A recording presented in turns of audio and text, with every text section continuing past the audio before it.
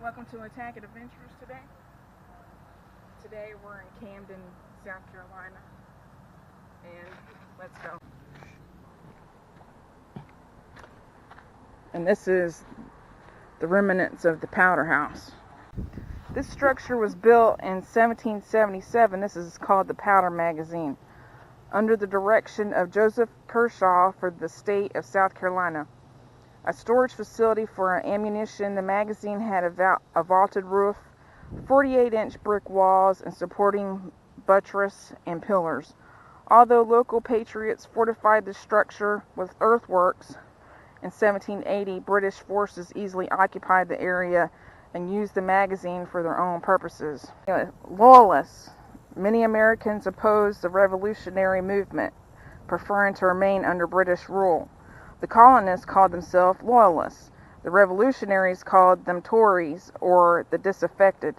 When fighting began, state officials ordered all South Carolinians to take an oath of allegiance to the new government. Those who refused were banished and had their property confiscated.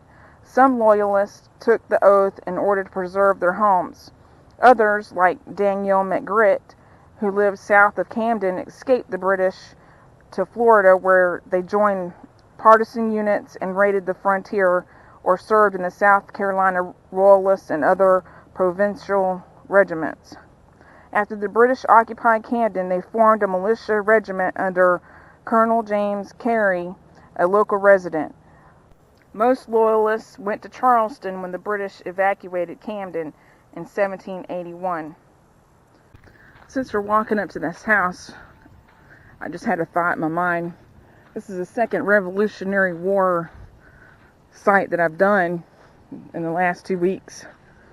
But you know, it's amazing how time has changed, or hasn't really changed, because we're preserving our history, and hopefully we continue preserving our history, no matter if it's a monument, an old house, an old plantation, because without that, you wouldn't know how we used to live. Prisoners of war. Captured Americans confined in Camden throughout the British occupation. When the American army approached the town in August 1780, British troops locked the town's patriot leaders in the jail located on the southeast corner of Broad and King Streets as a precaution against revolt. After the Battle of Camden, hundreds of captured American soldiers were brought to town and confined in wooden pens. Most were later seen to Charleston.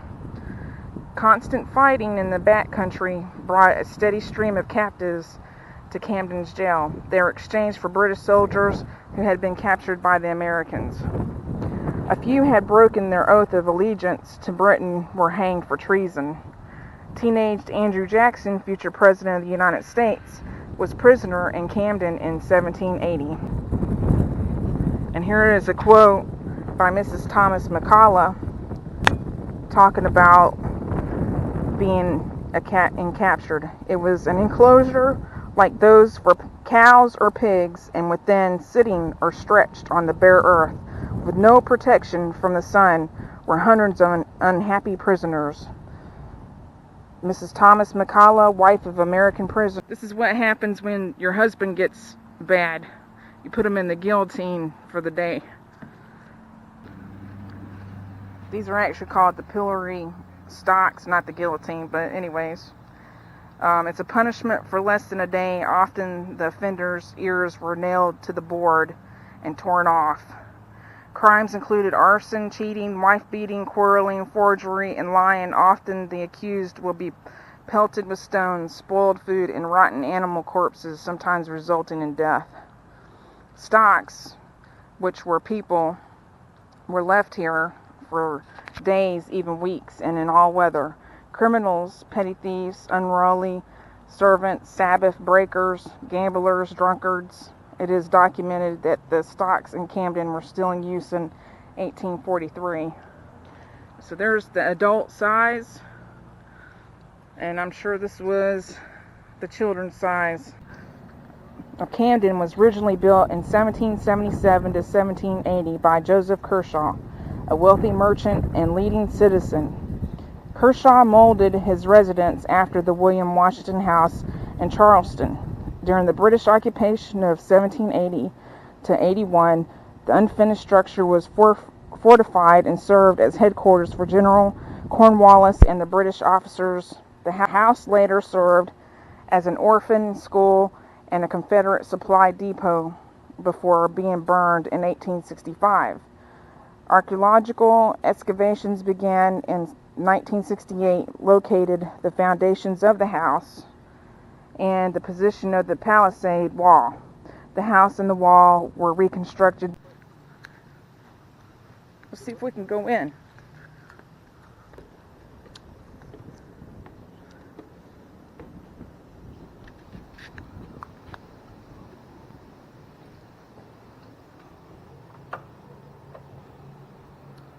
Yeah, it's locked. We didn't do the tour for that, but there's a room.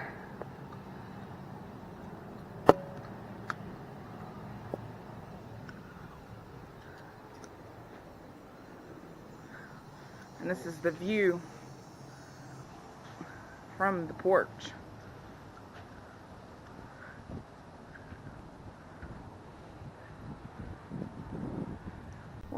This is the northeast redoubt.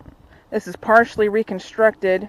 It was one of the 6 small forts built by British forces during their occupation of Camden in 1780 to 1781, manned by a detachment of infantry and supported by heavy artillery.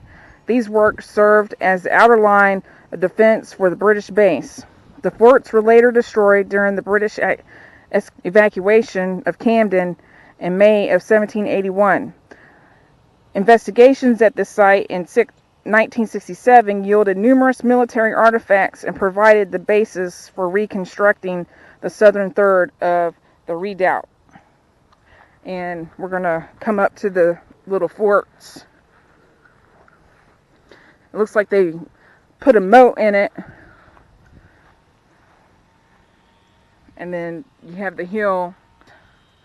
Or maybe even put their cannons on top and then behind it.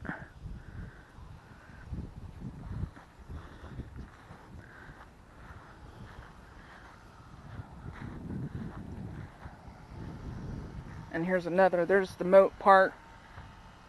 And then there's the hill part and the fort area.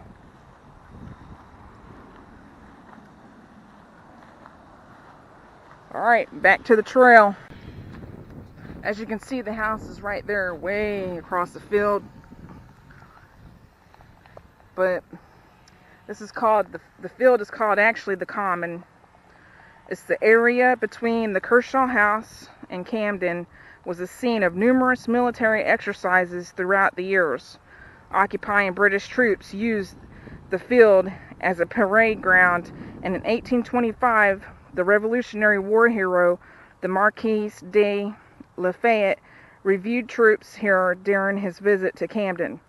The area served as a center for militia activities and a mustering point for local volunteers leaving for war, the name of the waterhead at the foot of the hill. Muster Spring is a reminder of the field's military use. Do y'all think this tree was here in the Revolutionary War?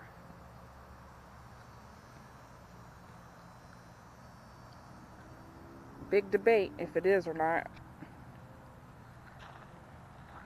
I'll show y'all how big the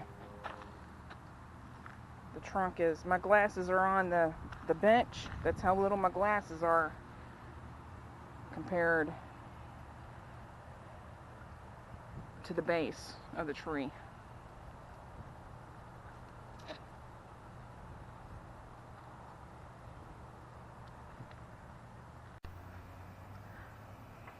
Those are the fortified posts. These are the first fortifications at Camden, were constructed in March and April of 1780 to protect the town's powder magazine from surprise attack by Loyalists. When British forces under Cornwallis occupied the town on June 1st, they strengthened the magazine's fortifications but did not construct additional defenses until after the Battle of Camden. In November, an American spy reported that fortification was proceeding rapidly. When completed, the fortifications consisted of 4 redoubts, one at each corner of the town, a wooden palisade from the town, and around that, east of the jail, an additional defensive works at the Kershaw House and Ferry House on the Water Tree River. The fortifications secured Camden from attack until the British evacuated the town in May of 1781. There's a little map of back then. This was by an Army engineer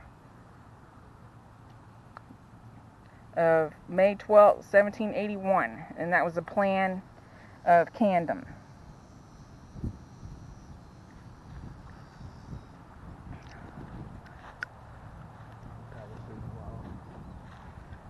This is basically the palisade wall right here.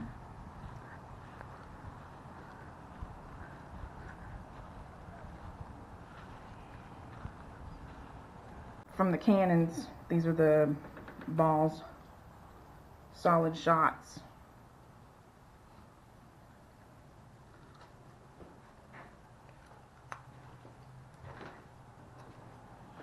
And the things that they wore. That's a British light cavalry saber, and that's an American cavalry saber to the sign. But this is pretty old. But I wanted to do this one last thing,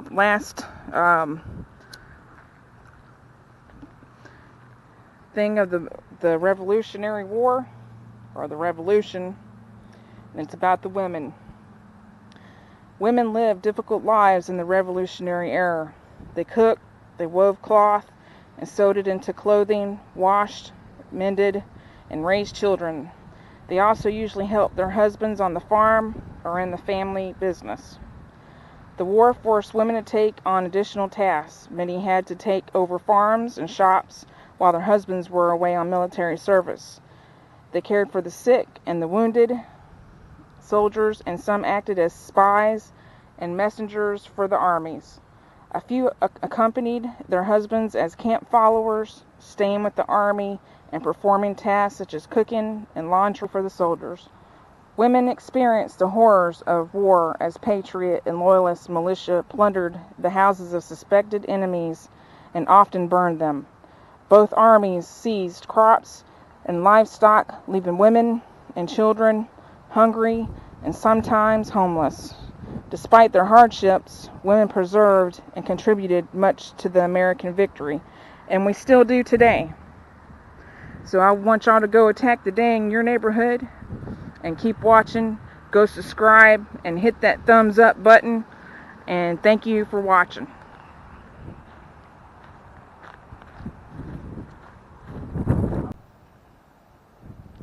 Flag is flying today.